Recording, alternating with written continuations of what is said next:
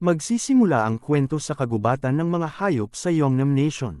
Isang lalaki na puno ng mga pasa sa katawan ang tumatakbo ng desperado habang hawak ang umiiyak na sanggol sa kanyang mga bisig.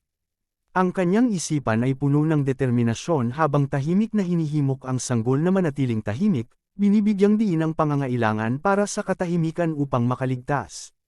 Nang makahanap ng isang lihim na lugar sa likod ng isang puno, kinausap ng lalaki ang sanggol. Kinikilala ang mga pagsubok na kanilang pinagdaanan ng magkasama, sa kabila ng kakulangan ng pahinga at maayos na pagkain sa loob ng mga araw. Ipinarating niya ang kanyang pagmamalaki sa tibay ng sanggol. Ang lalaki ay lihim na nagbigay ng pahiwatig sa mahalagang pamana ng sanggol, tinutukoy ang kahalagahan ng pagiging anak ng pinuno ng tahanan, ngunit pinigilan niya ang sarili na ipahayag kung aling anak ng pinuno ng tahanan ang tunay na pagkakakilanlan ng sanggol. Ang sanggol ay tumingin pataas sa lalaki na may ngiti sa kanyang mukha. Sa isang sandali ng desperasyon, nakipag-usap ang lalaki sa sanggol, tinanong kung siya ay kilala ng sanggol at humingi ng parusa para sa kanyang mga aksyon.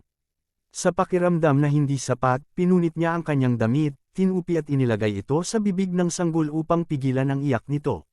Sa mga mata ng determinasyon, binigyang diin ng lalaki ang kahalagahan ng kaligtasan ng sanggol higit sa lahat. Pagkatapos, itinali niya ang sanggol sa isang sanga ng puno gamit ang ilang mga damit. Sa mabigat na puso, siya ay tumakas, iniwan ang sanggol na nanginginig sa hangin.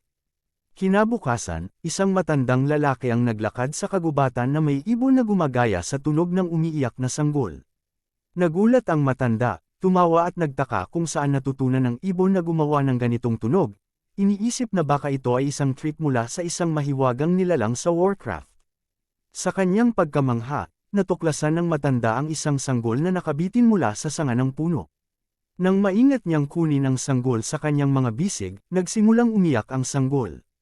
Naguluhan ang matanda sa pagkakaroon ng bagong panganak sa mapanganib na kagubatan ng mga hayop, nagpasya siyang magiging hindi ligtas kahit na isang multo ang lumabas. Nagpasya siyang dalhin ang sanggol sa Ghost Village para sa kaligtasan. Pagdating ng matanda sa Ghost Village, sinalubong siya ng isa pang lalaki na nagpakita ng kaluwagan na siya ay nakabalik ng buo.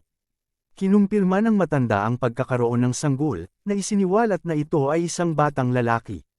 Namangha sa himalang pagdating ng bata, iniisip ng isa pang lalaki kung paano ang isang batang sanggol ay napunta sa mapanganib na kagubatan ng mga hayop.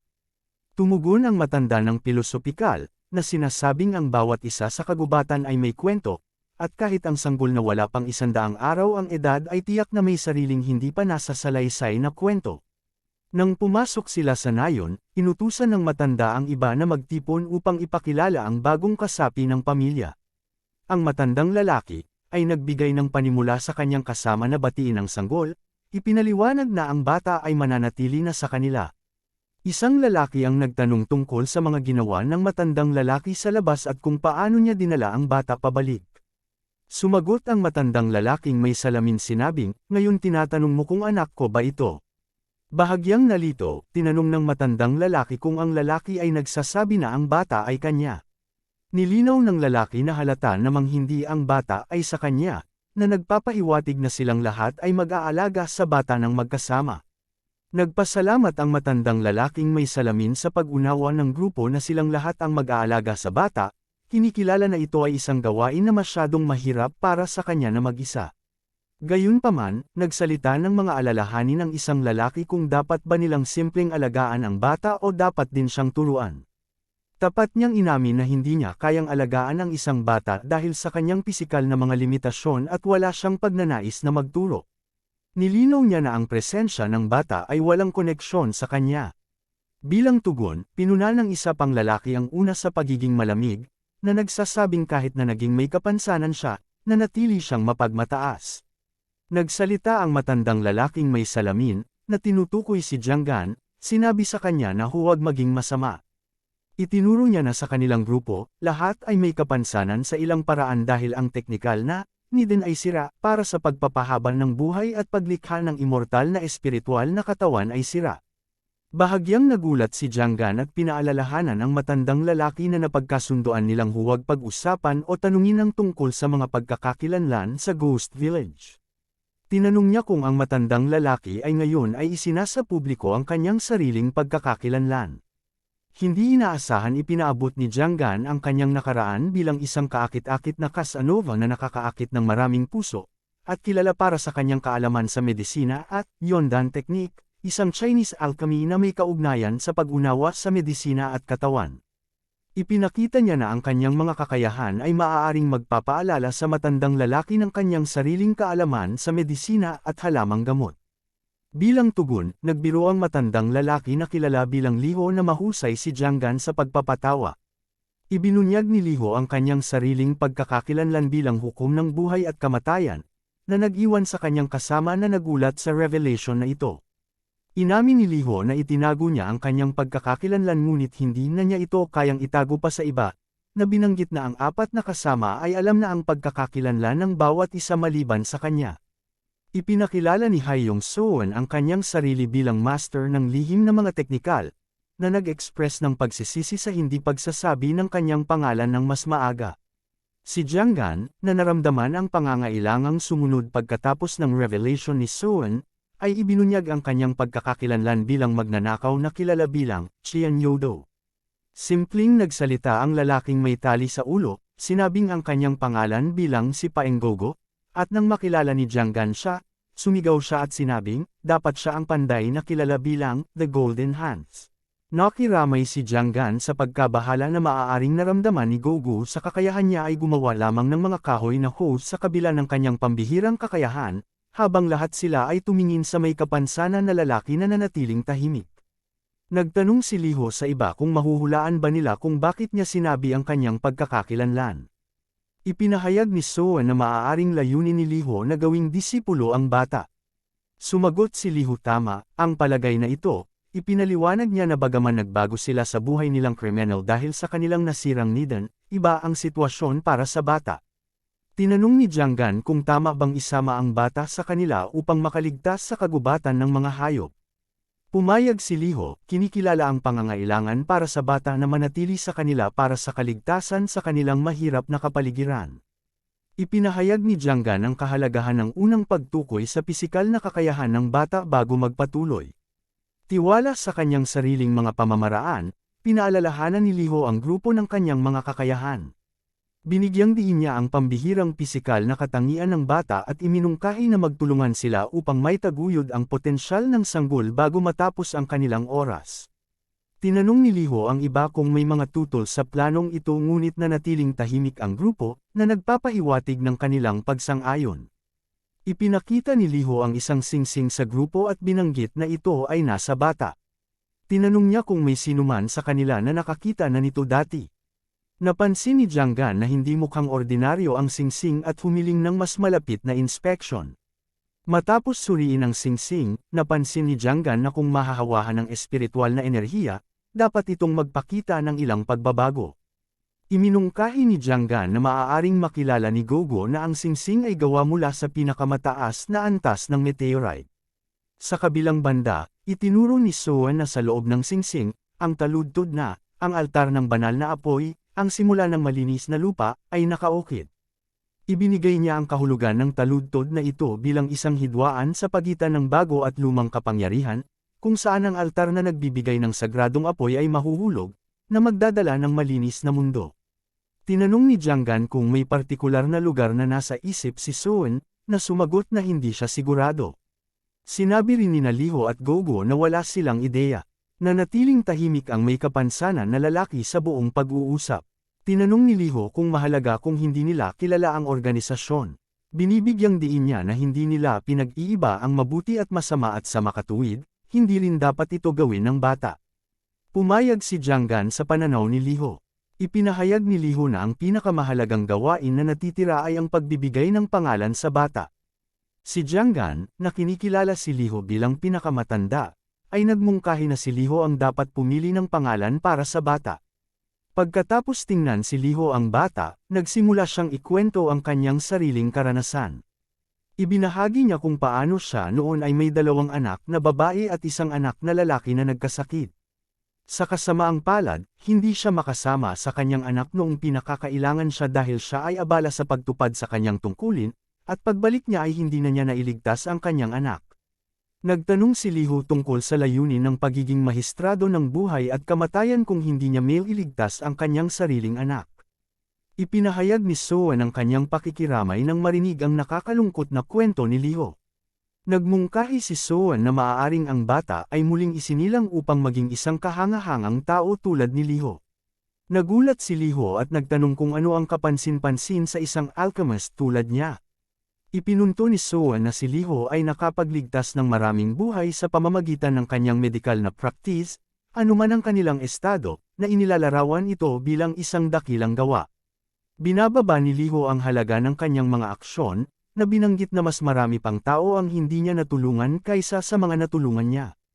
Itinaas ni Liho ang bata, na naaalala ang isa pang bata na siya ring inilibing gamit ang kanyang sariling mga kamay na pinangalanang Soul. Isinaalang-alang ang singsing na gawa sa meteorite na naiwan kasama ng batang ito. Iminungkahi ni Liho ang pangalang Woon Soul para sa bata. Iginagalang ni Jianggan ang mungkahi ni Liho at pumayag sa pangalan. Sumang-ayon din si Gogo at pinuri ni Soan ang pagpili bilang isang magandang pangalan. Ang taong may kapansanan, ay sinabi na ang pagiging guro ng bata ay iiwan ang desisyon sa iba. Nagpatuloy si Liho sinabing ang batang ito ay pinangalanang Woon Soul na may pakiramdam ng responsibilidad at pag-aalaga. Sa kanyang kasiyahan, gumawa si Liho ng isang malawak na anunsyo, nagtalaga ng mga papel sa bawat miyembro ng grupo. Idineklara niyang siya ay si Liho, ang mahistrado ng buhay at kamatayan, si Soan bilang guro ng lihim na mga teknik, si Gogo bilang Golden Hands, at si Jianggan bilang Goblin Bandit, lahat ay may tungkulin sa pag-aalaga kay Batang Soul. Planong ituro ni Liho kay Soul ang iba't ibang kasanayan, kabilang ang medikal na kadalubhasaan, ang Dan extraction technique para sa paggawa ng potions, kaalaman sa mga halamang gamot, at ang poison arts technique. Bukod pa rito, nais niyang ipasa ang bihira at pinahahalagahang craftsmanship ng River of Thirst. Nagulat si Jianggan sa pagbanggit ng craftsmanship ng River of Thirst, at ipinahayag ang pagkagulat at hindi makapaniwala kung paano nakuha ni Liho ang kaalaman sa bihirang teknik na ito na maaari lamang matutunan sa orb mula sa Blood Fortress. Si Jianggan na kinikilala ang kahalagahan ng teknik ay ipinahayag ang kanyang paghanga sa walang kapantay na espiritual na kapangyarihan na taglay nito. Nang maglaon, nangako si Soan na ipapamana ang kanyang kaalaman at mga teknik kay Soul, na nakatuon sa pagtukoy ng mga multo at pag-aamo ng mga hayop. Si Liho na nagtataka tungkol sa paraan ng pagtuturo ni Soan, ay nagtanong kung balak nitong itago ang anumang kaalaman kay Soul. Tiniyak ni Soan kay Liho na plano niyang ituro kay Soul ang lahat, kabilang ang mga advanced na spell tulad ng spell ng kawalang lugar, spell ng pagtatago sa anino, at spell ng imahinasyon. Si Jianggan ay nagsalita pinuri si Soan at Liho para sa pagpapasa ng mga mahalagang kaalaman at kasanayan. Pagkatapos ay lumingon si Jianggan kay Gogo at tinanong kung naramdaman nito ang bigat ng mga responsibilidad. Sumagot si Gogo kay Jianggan, na ituturo niya kay Soul kung paano gumawa ng mga mystical na kagamitan. Si Jianggan, na nabigla sa mga sinabi ni Gogo, ay nagtanong kung maaaring nagkamali si Gogo sa pagsasalita. Si Gogo, na may ngiti ng pagtataka, ay kinumpirma na siya nga ay may kakayahang gumawa ng mystical na mga kagamitan. Si Jianggan, na nagmuni-muni sa kanyang sariling mga kasanayan, ay nagbiro na ang kanyang kasanayan ay nasa pagnanakaw at pagtakas. Gayunpaman, sinabi niya ang mga teknik tulad ng flash steps at hovering steps bilang mahalagang kasanayan, pati na rin ang dirt escape technique at self-shrinking technique, na sa tingin niya ay magiging kapaki-pakinabang kay Soul. Tinanggap ni Liho ang mga kasanayan ni Jianggan bilang nais para sa ibang mga alchemista, na hinihimok siyang turuan ng mabuti si Soul. Pinanatili ni Jianggan ang kanyang pangako na gawin ito, habang silang apat ay tumingin sa sanggol. Si Jianggan, na may biro, ay nagkomento kay Soul na siya ay hindi namamalayan na nagkaroon ng apat na masters na gagabay at magtuturo sa kanya. Napansin ni Jianggan ang may kapansanan na lalaki, siya ay lumapit habang dala ang sanggol sa kanya, habang pinapanood ang sanggol. Nagkomento si Jianggan sa sitwasyon, na binigyang diin na kahit na hindi siya master ng bata, tila nakatadhana silang magsama hanggang sa katapusan. Pinayuhan ni Jianggan ang lalaki na huwag magpakaramdam na obligado na maging mabait sa bata, ngunit hinikayat siyang huwag mag-alinlangan. Itinuro ni Jianggan ang pagkakapareho ng lalaki at ng bata, na parehong tila nakatadhana na mamatay sa kagubatan ng mga hayop sa ilalim ng buong buwan. 10 taon na ang lumipas sa loob ng kubo, si Liho ay pinagalitan si Suwol na inutusan siyang i-memorize ang lahat ng pangalan ng mga halamang gamot bago subukan na umalis. Si Suwol, na nagulat at huminga ng malalim, ay nagulat nang biglang dumating si Jianggan. Si Jianggan ay nagbiro sa kanya dahil sa labis na paghinga ng malalim, na tinawag siyang rascal. Si Suwol, na ngayon ay 10 taong gulang, ay binati si Jianggan bilang ika-4 na master sa kanilang grupo. Tinanong ni Jianggan kung si Suwol ay pinagalitan muli dahil sa hindi pag-memorize ng mga pangalan ng halamang gamot. Inamin ni Suwol na naramdaman niyang hanggal siya sa kanyang mga pagsubok. Tiniyak ni Jianggan kay Suwol na hindi ito isang usapin ng katalinuhan kundi isang tanong kung gaano siya kahusay sa pag-unawa sa mga aral ng iba pang masters. Iminungkahi ni Jianggan na dahil si Liho ay napakatalino, malamang ay nakita na niya ang kinalabasan na ito.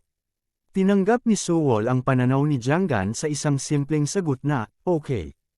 Ibinahagi ni Jianggan ang ilang karunungan kay Suwol, na ipinaliwanag na habang tumatanda ang mga tao, natural na magkaroon sila ng mas maraming alalahanin. Payo niya kay Suwol na huwag sisihin ang sarili o magtaglay ng galit sa matandang si Liho. Nakaramdam ng kalungkutan si Suwol at nagtanong kung hindi na ba mabubuhay ng matagal ang unang master. Sumagot si Jianggan at sinabing, bilang isang alchemist na nabuhay ng 800 taon, maaaring oras na para siya'y magpahinga. Binanggit ni Jianggan na dahil sa sirang niyang nidan, si Liho ay tila isang matandang lalaki na, kaya't inaasahan na siya'y tumanda. Hinihikayat ni Jianggan si Suwol na ipakita ang higit na kasigasigan sa mga aral ni Liho, na nagmumungkahi na magdadala ito ng kagaanan kay Liho. Tumugon si Suwol ng simpleng sagot na, okay. Pinuri ni Jianggan si Suwol para sa kanyang kabutihan at tinanong kung ano ang itinuro sa kanya ng mga masters habang dumudukot sa kanyang damit. Sumagot si Suwol na natutunan niyang palaging maging mabait, maniwala sa sarili, manatiling mapaghinala sa iba, at huwag lubusang magtiwala sa kanila. Sinurpresa ni Jianggan si Suwol sa pamamagitan ng paglalantad ng mga prutas na parang mansanas na kanyang itinago sa kanyang damit at inialok ang mga ito kay Suwol. Natuwa si Suwol at nakilala ang prutas, at namangha na 3 ang kanyang natanggap, na nagtatanong si Suwol kung pumunta ba si Jianggan sa labas. Mapagpakumbabang sinabi ni Jianggan na siya'y maswerte na natagpuan ang mga nectarines na prutas at nahuli pa ang isang kambing habang siya'y nasa labas. Agad na nagsalita si Suwol tungkol sa kanyang kagustuhang makalabas, ngunit pinigil siya ni Jianggan sa isang mahigpit na, hindi. Pagkatapos, tinanong ni Jianggan si Suwol kung ano ang itinuro sa kanya ng unang master. Naalala ni Suwol na kailangan niyang basagin ang Gates of Heaven bago umalis sa Ghost Village. Humanga si Jianggan sa pag-unawa ni Suwol at ipinapaalala na natutunan niya ang kasanayan ng River of Thirst na dapat magbibigay sa kanya ng kakayahan na mabilis na makabisado ang Heavenly Birth. Hinihikayat ni Jianggan si Suwol na mag-aral ng mabuti habang siya'y pupunta upang mang-alap ng mga nectarines na prutas. Masaya si Suwol na tinanggap si Jianggan bilang kanyang master na may, oo master. Nang gabing iyon, habang si Suwol ay sobrang antok habang nagmememorya ng mga pangalan ng halaman, nagulat siya sa tunog ng isang kambing na umuungol. Nang tumingin siya sa labas ng bintana, nakita niya ang may kapansanan na lalaki na nagpapakain sa kambing gamit ang kanyang mga paa. Nais makatulong ni Suwol at nag-alok ng tulong, ngunit iginiit ng lalaki na kaya niyang mag-isa at iminungkahi na pwedeng asikasuhin ni Suwol ang kambing kung nais niyang makatulong. Masaya si Suwol na pumayag na at sinimulang asikasuhin ang kambing. Binanggit ni Suwol na narinig niyang nahuli ang kambing mula sa labas, na nagpapahiwatig na maraming kawili-wiling bagay sa labas ng kanilang village. Nagtanong si Suwol sa lalaki kung totoo bang kasing delikado ng sinasabi ng mga tao ang labas na village. Seryosong nagbabala ang may kapansanan na lalaki kay Suwol, na nagsabi na ang isang batang walang karanasan tulad niya ay malamang na mawala ng buhay sa loob lamang ng isang oras sa labas ng mundo. Binigyang diin niya na ito ang dahilan kung bakit ang mga masters ay lubos na nagmamalasakit sa pagtuturo at paghahanda. Para kay Suwol sa mga hamon na lampas sa pakiramdam ng panghihina ng loob dulot ng mga salita ng lalaki, tahimik na sumang-ayon si Suwol, kinikilala ang mga potensyal na panganib na naghihintay sa kanya. Sa nakitang lungkot at panghihina kay Suwol, Inanyayaan ng lalaki si Sewol na umupo sa tabi niya, kinikilala ang talino ni Sewol sa pag-aaral ng sining ng paggawa ng craftsmanship. Gayunpaman, sinabi ng lalaki na nahihirapan si Sewol sa pagmamemorya. Sumang-ayon si Sewol sa obserbasyon ng lalaki. Pagkatapos ay sinabi ng lalaki kay Sewol na ang pangungusap na kanyang ibabahagi ay dapat malalim na nakaukit sa kanyang puso, na dapat bigkasan ng 3 beses bago matulog at pagmulat ng mata. Tumugon si Sewol nang may kumpirmasyon na oo, at binigyang diin ng lalaki ang kahalagahan ng gawain. Inutusan si Sewol na huminto sa pagsasalita at mag-focus sa pagmemorya ng pangungusap. Sa sumunod, binulong ng lalaki ang mga salita upang matutunan ni Sewol. Pinalakas ng lalaki ang loob ni Sewol na ipagpatuloy ang pag-ulit ng pangungusap hanggang sa maalala niya ito, hinihikayat siyang huwag ma-pressure. Nagpasalamat si Sewol ng masaya sa suporta ng lalaki. Muling nagsalita ang lalaki na ang mga impormasyong ibinahagi niya ay isang lihim, sumagot si Sewol ng masiglang, sige. Pagkalipas ng 5 taon, sa edad na 15, buong kumpiyansang binigkas ni Sewol ang mga sangkap at proseso ng paggawa ng isang fire peel, isang kombinasyon ng nakakabuo na gamot, immersive medicine, fermented ginseng, halamang luya mula sa bundok, at steel herb. Ipinaliwanag niya ang mga tamang sukat at ang kahalagahan ng pagkontrol sa init habang ginagawa ang proseso. Ang kabuoang kombinasyon ng sangkap ay salt porridge 4, immersive herb 2, fermented ginseng 7, mountain herb 3. Pagkatapos nito, maingat na gamitin ang magic upang kontrolin ang init. Kung masyadong malakas ang init, matutuyo at magbibitak ang gamot, ngunit kung masyadong mahina naman ang init, hindi mabubuo ang gamot. Samantala, si Liho, na masama ang pakiramdam at nakaretay sa kama, ay kinilala ang progreso ni Sewol at sinabing wala na siyang maituturo pa. Iniwan niya kay Sewol ang responsibilidad na gamitin ang mga natutunan at ipagpatuloy ang pagsasanay kasama ang iba pang mga master. Pinapasalamatan ni Liho si Sewol sa masayang panahon na kanilang pinagsamahan, at binigyang diin ang kahalagahan ng pakikinig at pagsasanay ng mabuti kahit na wala na siya. Ipinahayag ni Sewol ang respeto at pasasalamat, at tiniyak niya kay Liho na tatandaan niya ang mga sinabi nito at magpapatuloy sa masipag na pagsasanay. Sa pagdaan ng panahon, ibinahagi ni Liho ang isang lihim sa mga naroroon, na minsan pagpasok ng isang tao sa kagubatan ng mga halimaw, hindi na sila makakalabas, ngunit may isang paraan upang makalabas. Nabigla si Jianggan sa revelasyon at tinanong ang katotohanan ng sinabi ni Liho. Si Sewol, na nagulat din, ay nagsabing hindi pa niya naririnig ito noon at nagtanong kung ano ang paraan para makalabas sa kagubatan ng mga halimaw. Ikinwento ni Liho ang kanyang nakaraan bilang isang tanyag na alkemiste sa 3 henerasyon sa Blood Fortress ng Yeonnam Nation. Ibinahagi niya kung paano ang kanyang kadalubhasaan sa medisina ay humikayat ng mga tao mula sa iba't ibang uri ng pamumuhay upang magpagamot. Isa sa kanila ay isang mahiwagang nilalang na nakabalot sa bendahe, na ang mga kakayahan ni Liho ay hindi maunawaan. Ang misteryosong taong ito ay ipinahayag na nakuha niya ang mga sugat habang sinusubukang tumakas mula sa kagubatan ng mga halimaw. Sa loob ng yungib, may isang nilalang na nagngangalang Li Dongjin, na gumagalaw gamit ang isang spirit stone. Kumalat ang mga bulong-bulungan na ang isang flawed dragon ay naninirahan doon, ngunit di umano'y tinalo ito ng isang misteryosong nilalang. Nagsalita si Sewol at sinabi na ang lugar kung saan nakatira ang flawed dragon ay puno ng spirit aura, maging ito man ay isang lawa o bulkan. Binalaan niya si Sewol na hindi magiging madali ang paghahanap dito kung aalis siya sa kagubatan ng mga halimaw. Kinilala ni Liho ang insight ni Sewol at sinabing ang kanilang kapalaran ay mamatay sa kagubatan ng mga halimaw, ngunit ang sitwasyon ni Sewol ay naiiba. Binigyang diin ni Liho ang pangangailangang umalis si Sewol sa kagubatan ng mga halimaw anuman ang mangyari, at inilahad ang kanyang pag-asa na mababayaran ni Sewol ang mga utang na loob niya sa mga master. Sumagot, at nangako si Sewol na tiyak niyang susuklian ang kabutihan ng mga master, kahit na ito ay magdulot ng kamatayan. Tumugon si Liho sa pamamagitan ng pagpapahalaga sa kahalagahan ng craftsmanship ng River of Thirst, at binigyang diin na ito ay isang kamangha-manghang kasanayan. Pinaalalahanan niya si Sewol na mag-aral ng mabuti upang magtagumpay sa labas. Gayunpaman, ipinaliwanag ni Liho na ang kasanayan ay may mga kapintasan. Nabigla si Jianggan sa narinig at nagtanong kay Liho kung bakit itinuro kay Sowol ang isang kasanayan na may kahinaan. Ipinaliwanag ni Liho na ang kahinaan ng River of Thirst ay habang lalo itong minamaster, lalong nagiging mahirap itong kontrolin. Binigyang diin niya ang kahalagahan ng malakas na pangangatawan upang mapagtagumpayan ang mga hadlang.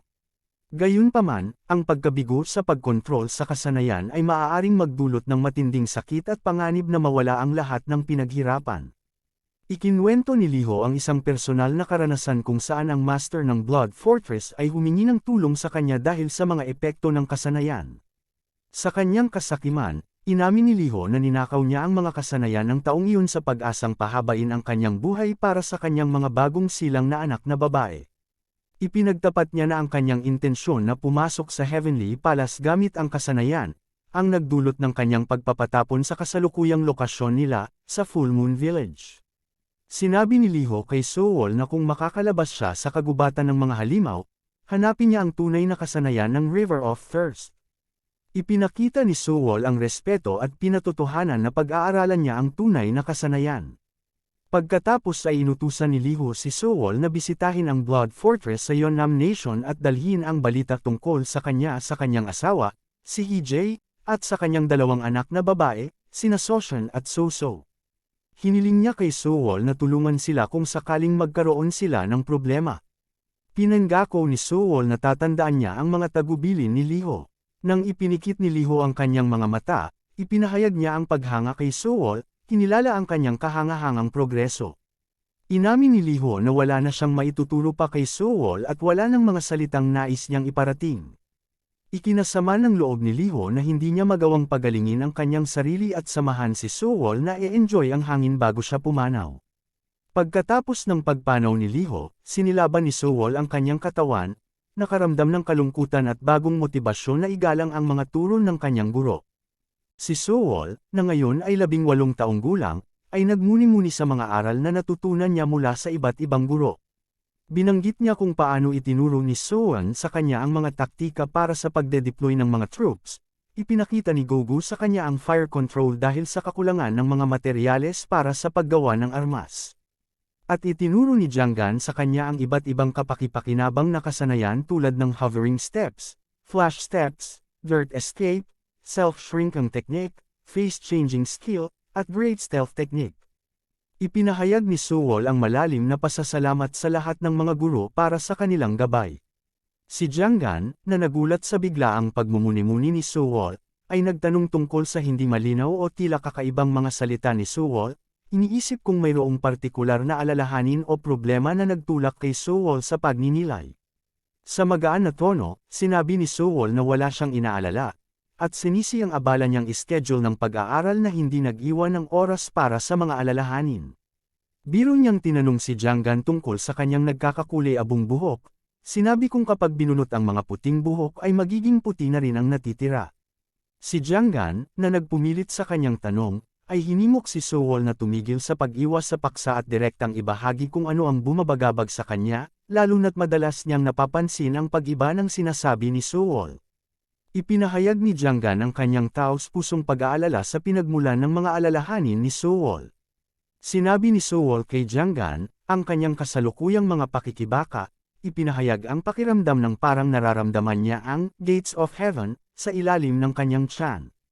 Inilarawan niya ang hirap na nararanasan niya sa pagbukas ng mga ito kahit na binubuhos na niya ang lahat ng kanyang espiritual na lakas. Nang marinig ni Jianggan ang mga sinabi ni Sowol, kinilala niya ang karanasan ni Sowol sa pagdama ng Gates of Heaven. Inimbitahan niya si Sowol na umupo sa tabi niya, nagpapakita ng kahandaang makinig at mag-alok ng suporta. Nakaupo sa tabi ni Sowol, ipinaliwanag ni Jianggan ang mga hamon na kinakaharap ng mga alkamista sa pag-angat sa susunod na antas, ngunit binigyang diin niya na sa pagkamaster ni Sowol sa River of Thirst craftsmanship, at sa tuloy-tuloy na pagsasanay, tataas ang tsansang mabuksan ang Gates of Heaven. Habang iniisip ni Sowol ang timing ng breakthrough na ito, ipinahayag niya ang pag-aalala na huwag umasa sa gamot na nagpapalakas ng katawan. Sa mapaglarong paraan, binatukan ni Jianggan ng magaan ang ulo ni Sowol, pinagalitan siya tungkol sa kanyang mga reklamo sa edad na 18. Binanggit ni Jianggan na maraming mga alkemista na ipinanganak o nabuhay ng mahigit sa isang siglo, o mga hindi nakapagtagumpay na maabot ang heavenly birth, ay nakaranas ng matitinding hamon sa kanilang paglalakbay. Itinanong ni Jianggan kung natutunan na ba ni Sewol ang mga kasanayan upang maitago ang kanyang presensya mula sa mga magic beast sa kagubatan ng mga halimaw. Binigyang diin niya ang kasaganaan ng mga halamang gamot at magic beast sa kagubatan, na ginagawang madali ang paghahanap ng mga kinakailangang sangkap para sa training pills. Tumugon si Sewol ng positibo, ipinapakita ang kanyang kahandaan. Inutusan ni Jianggan si Sewol na huwag masyadong lumayo, at pinayuhan siyang bumalik bago magdilim. Sinabihan niya si Sewol na iwasan ang mga magic beasts at kunin lamang ang partikular na mga sangkap na kailangan para sa pills bago bumalik. Si Sewol, na may ngiti, ay tinanggap ang gabay ni Jianggan.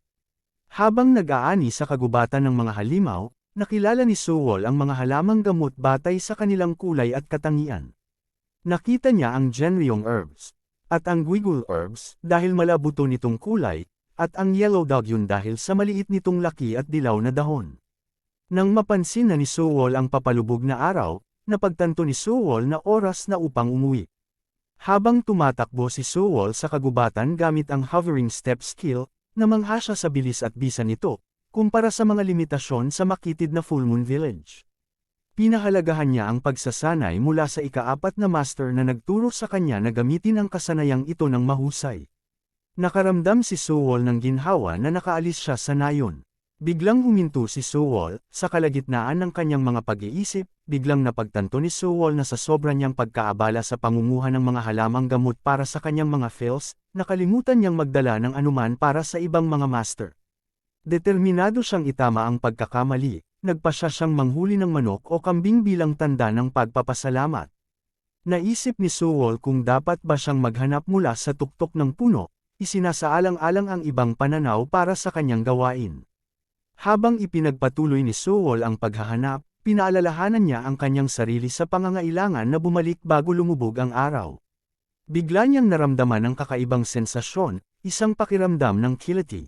Nang makita niya ang isang kambing, tumalon si Sewol pababa sa lupa ngunit nadama niya ang isang kakaibang pakiramdam, napagtanto niyang ang sensasyon na ito ay iba noong una niyang makita ang kambing. Ngumingiti si Sewol habang iniisip na hindi matatapos ang mundo bukas. Napagtanto niya na inilagay niya ang kanyang sarili sa hindi kailangang panganib. Naisip niyang bumalik na lang sa ibang pagkakataon upang hulihin ang kambing. Biglang may umatungal mula sa likod ni Sewol galing sa damuhan. Hinarap ni Sewol ang isang 3 ulong halimaw na kilala bilang mababang uri ng mahiwagang halimaw na tinatawag na Free Crying Wolves. Sa kabila ng napipintong banta, nanatiling kalmado si Sewol, iniisip ang kanyang gagawin upang maiwasan ang mga halimaw dahil wala siyang kasanayan sa depensa. Napagtanto niya ang bilis ng hovering steps ngunit naunawaan din ang panganib ng pagtalikod sa wolves. Naghanda siyang harapin ang sitwasyon ng may pag-iingat.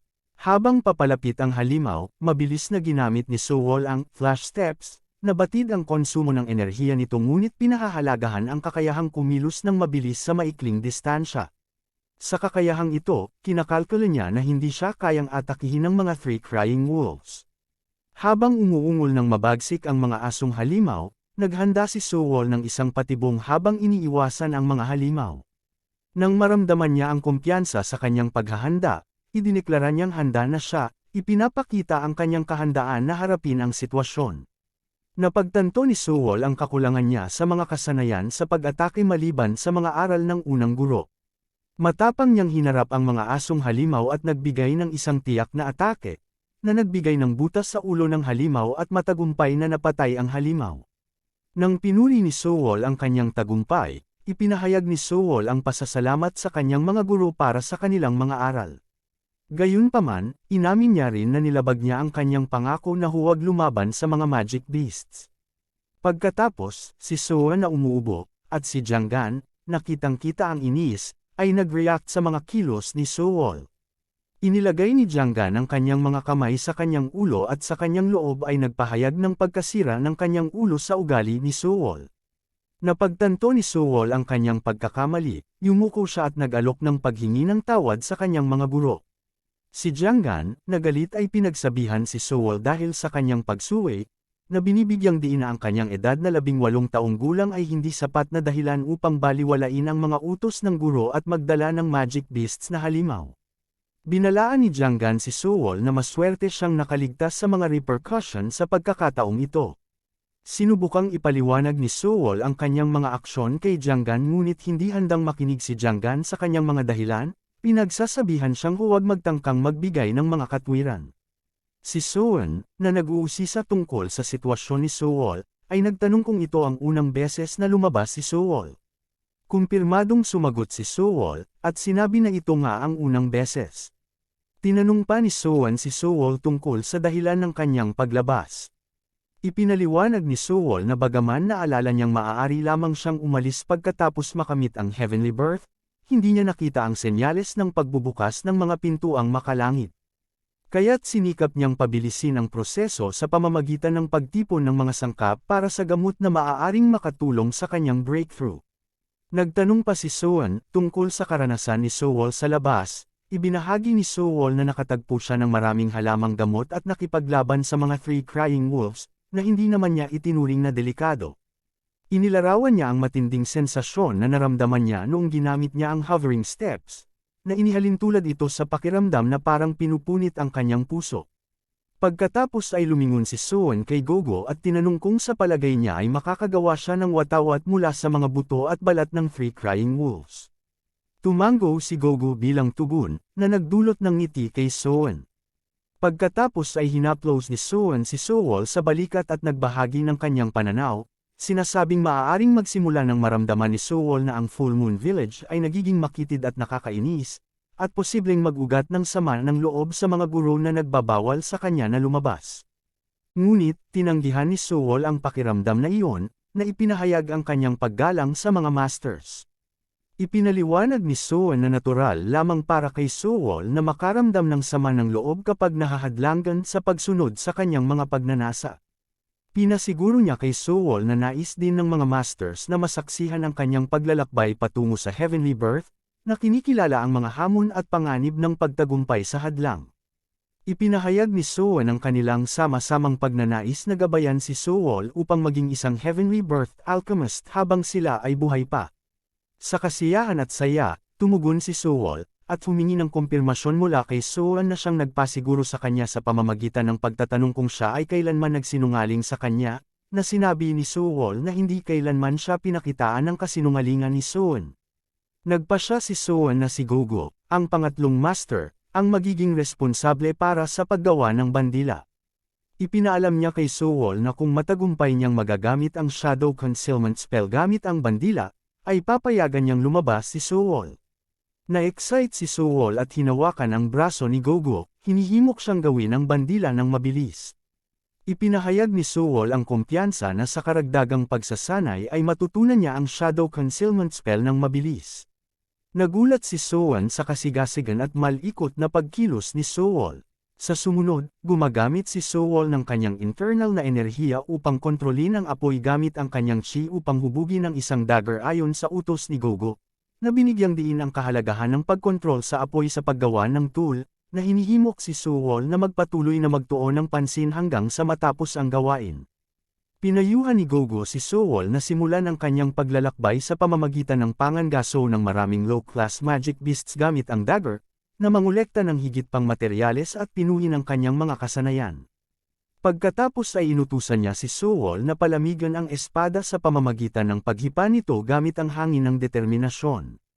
Sinunod ni Suwol ang gabay ni Gogo ng maayos, at tinanong kung ang dagger na kanyang ginawa ay maaaring ituring na Dharma tool, na iniuugnay ang Dharma sa cosmic law at order.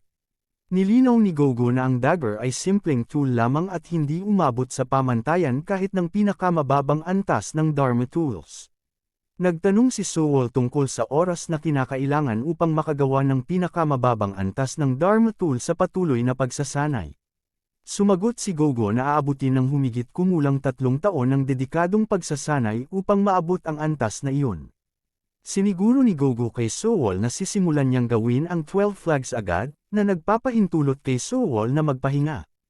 Ipinahayag ni Suwol ang kanyang pagnanais na gamitin ang mga halamang gamot na kanyang nakolekta upang gumawa ng herbal medicines, na nagpapakita ng kanyang pag-aalangan na magpahinga.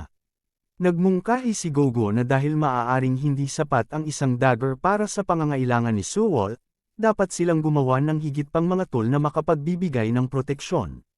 Masigasig na pumayag si Sewol sa mungkahi ni Gogo.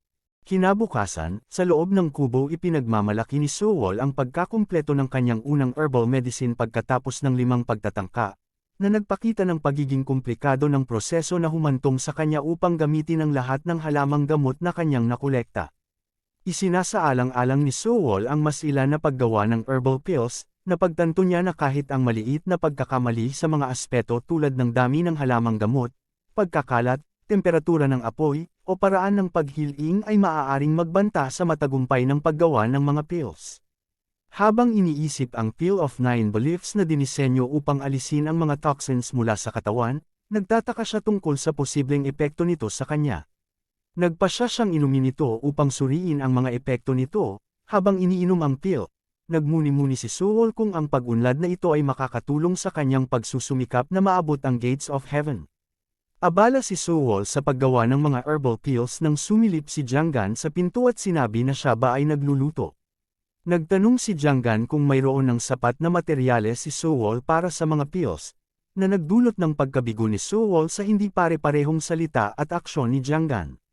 Sinubukan ni Jianggan na ipaalala kay Sewol ang pagsisikap niyang hikayatin ang mga masters na payagan siyang lumabas sa pamamagitan ng pagtuturo sa kanya ng flash steps at hovering steps. Nagulat si Sewol sa mga sinasabi ni Jianggan, at tinanong niya kung totoo bang ginawa niya yon. Sa kabila ng panloob na pag-amin ni Jianggan ng kasinungalingan, tiniyak niya kay Sewol na talaga siyang sumusuporta sa kanyang paglabas. Ipinaalam ni Jianggan kay Sewol na natapos na si Gogo sa paggawa ng mga bandila, dagdag pa niya na pwede silang pumunta ng magkasama. Na-excite si Sewol sa balita at sabik na naghanda para sa paparating na paglalakbay. Sa ilang sandali, nagmungkahi si Sewol na pumunta sila sa labas upang suriin ang sitwasyon. Sa loob ng kubo tinanggap ni Sewol na siya ang pangalawang master. Nagkaroon siya ng interes sa kanyang pagganap at tinanong kung tama ang pag-open niya ng portal.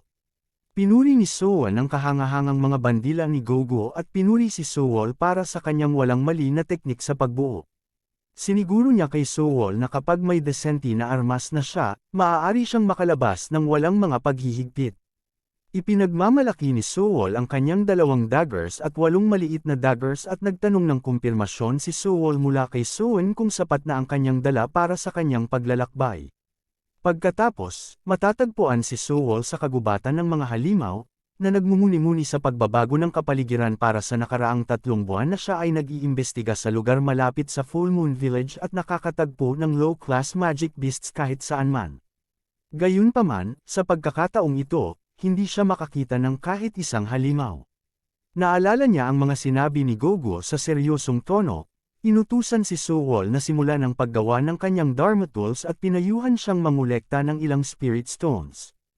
Isinasaalang-alang ni Sewol ang likas na katangian ng mga spirit stone, na naintindihan niyang ang mga ito ay mga likas na bato na sagana sa espiritual na enerhiya, na madalas ay matatagpuan sa mga lugar tulad ng mga bundok kung saan ang araw ay hindi lumulubog o sa ilalim ng lupa. Nagpasya si Sewol na magpatuloy sa paggalugad ng bundok na nasa harapan niya. Habang tinatanaw ang malaki na bundok, siya'y namangha sa kalakihan nito, na pagtanto niyang tila walang katapusan ang lawak nito. Ipinalagay ni Sewol na ang ganitong kahangahangang lugar ay tiyak na nagtatago ng mahahalagang halamang gamot o spirit stone. Naisip ni Sewol ang kaginhawaan ng paggamit ng sky navigation para sa paggalugad, ngunit nalungkot siya na hindi pa siya sumailalim sa heavenly rebirth, na humahadlang sa kanyang kakayahang gawin ito. Iniunat ni Sewol ang kanyang katawan at nagpasya na akyatin ang bundok gamit lamang ang kanyang mga kamay. Sa kanyang isipan, napagtanto niyang kahit patuloy ang pag-akyat, hindi siya nakakaramdam ng pagkapagod, na iniuugnay ang kanyang tibay sa mga herbal pills na kanyang ginawa at kinain. Napansin niya ang mga kalat-kalat na damo sa paligid, ipinagpalagay niya na tiyak na may mga halamang gamot sa lugar. Nang makita ang isang partikular na halamang gamot, tinukoy ito ni Sewol bilang ang mahirap hanapin na bulaklak ng pagkasawi. Habang siya ay tumitingala, nagulat siya sa pagtuklas ng isa pang bihirang halamang gamot na nagbigay sa kanya ng kasiyahan at kasabikan. Ang kanyang mga iniisip ay mabilis na bumilis habang napagtanto niyang kung saan may mga halamang gamot, malamang ay may mga magic beasts din. Sa kanyang gulat, nakatagpo siya ng isang mababang uri na magic beast na kilala bilang Sutre Beast.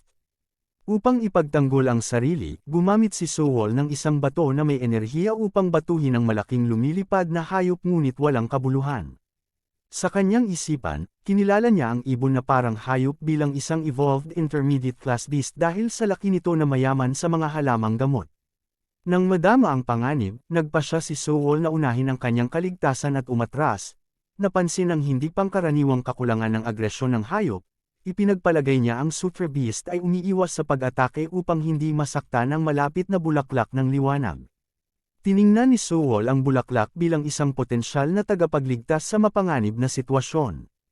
Mabilis na pinutol ni Sewol ang bulaklak ng liwanag, na lalong nagpagalit sa Magic Beast. Sa kabila ng galit nito, umiiwas ang hayop sa direktang pag-atake. Napagtanto ni Sewol na kailangan niyang ilihis ang atensyon ng hayop habang iniiwasan ang encuentro, kaya't ginamit niya ang bulaklak bilang isang panggambala. Nakaramdam siya na masyadong malayo ang lupa para bumaba ng ligtas, kaya't gumawa siya ng mabilis na desisyon na umakyat sa tuktok ng bundok upang maghanap ng kanlungan.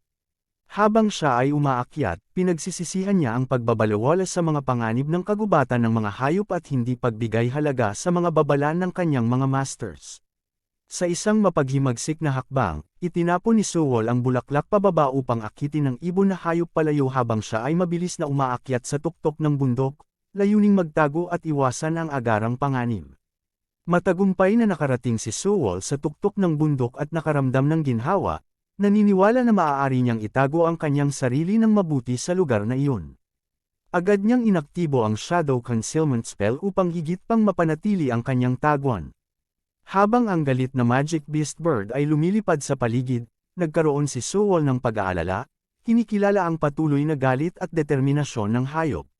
Biglang may lumitaw na isa pang makapangyarihang Magic Beast, ang Jade Ravine, isang intermediate level fire-breathing Jade Boar. Na nasangkot siya sa gitna ng labanan ng dalawang makapangyarihang hayop. Natagpuan ni Sewol ang kanyang sarili sa isang mapanganib na sitwasyon. Ang kinalabasan ng mapanganib na encuentro na ito ay nananatiling hindi tiyak habang siya ay nakatayo sa pagitan ng mga nagngangalit na nilalang.